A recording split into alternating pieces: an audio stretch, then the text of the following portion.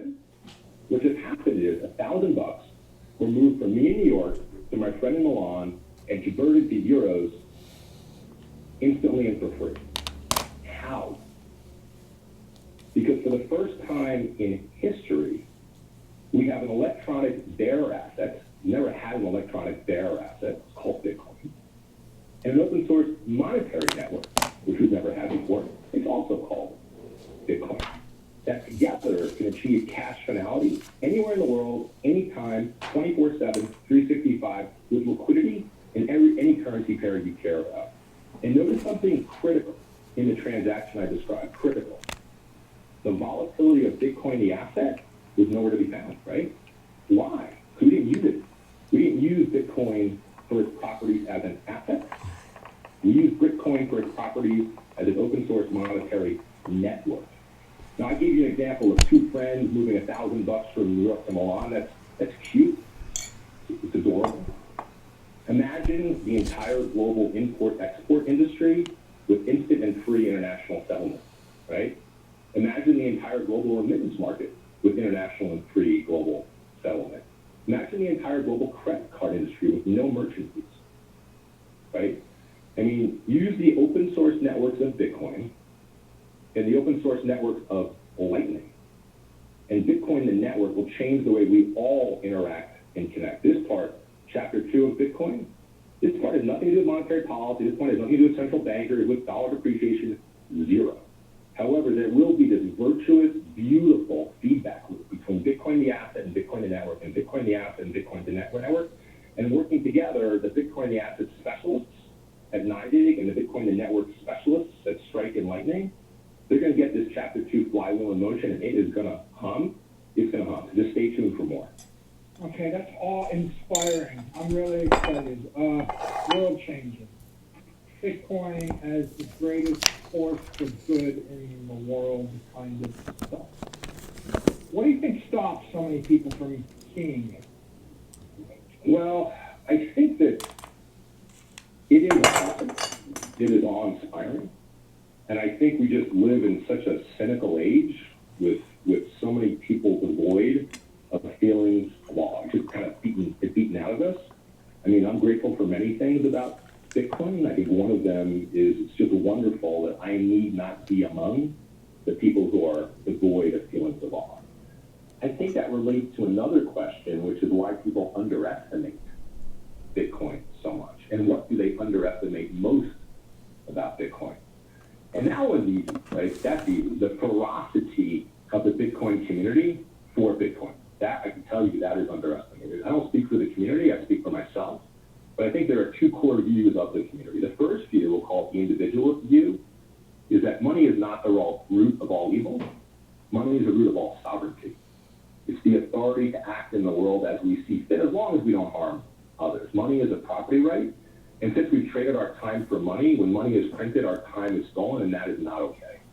The second view, I would say, is the community view. Money is the greatest force for good in the world today. It's an arc. It's designed to help the most vulnerable, the most unprepared, escape the accelerating fiat flood. And it's raining outside pretty hard. So let's get as many of those living on society's fringes, not just in the U.S., but everywhere. Let's get them in the arc. Let's get them in the arc as soon as possible, and nothing is more important. What I would say, though, is that these two views of the Bitcoin community, they're not mutually exclusive. And in fact, every single Bitcoiner I know holds both of them in their minds.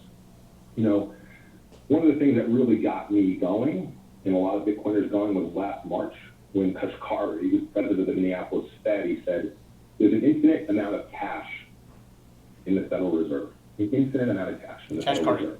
You can almost hear the other 11 Fed presidents saying, Neil, you're not supposed to say that part out loud, right? The American people are really smart, right? They may not have gone to the same schools as Neil or worked at the same firms as Neil, but they're smarter than Neil. And one thing they definitely can do, they can do division.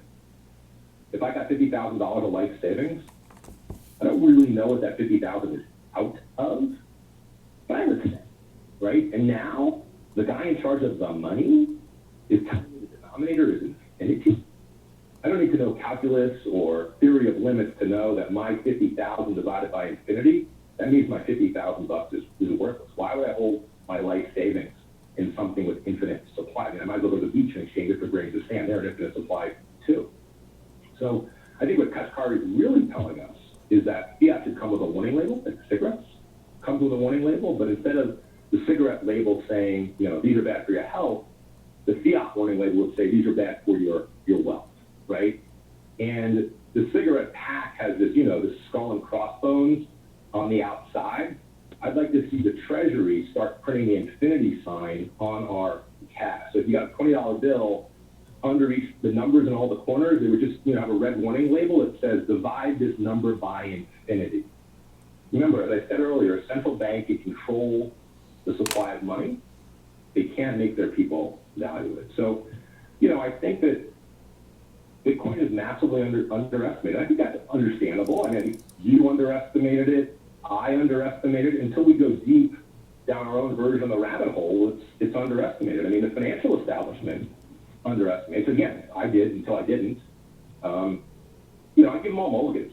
They just haven't put time into it. I mean, Jamie Dimon calls it a fraud, right? Yet it's much more real than fiat.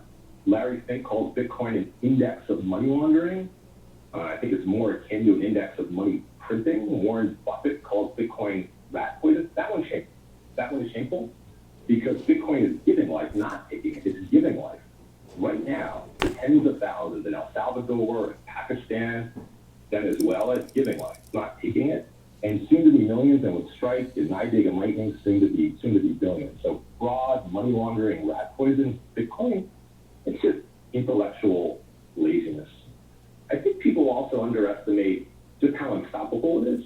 Bitcoin is just unstoppable. I mean, it'll have fits and starts as it has, of course, that's for sure. But it is here to stay forever. And that's for a simple reason that it's open source. It's open source. I mean, China, last time I checked, pretty powerful place. They basically banned it. Price rallied in their face. India basically banned it. A lot of people live there last time I checked. Basically rallied in their face. Pakistan banned Bitcoin. Banned mining.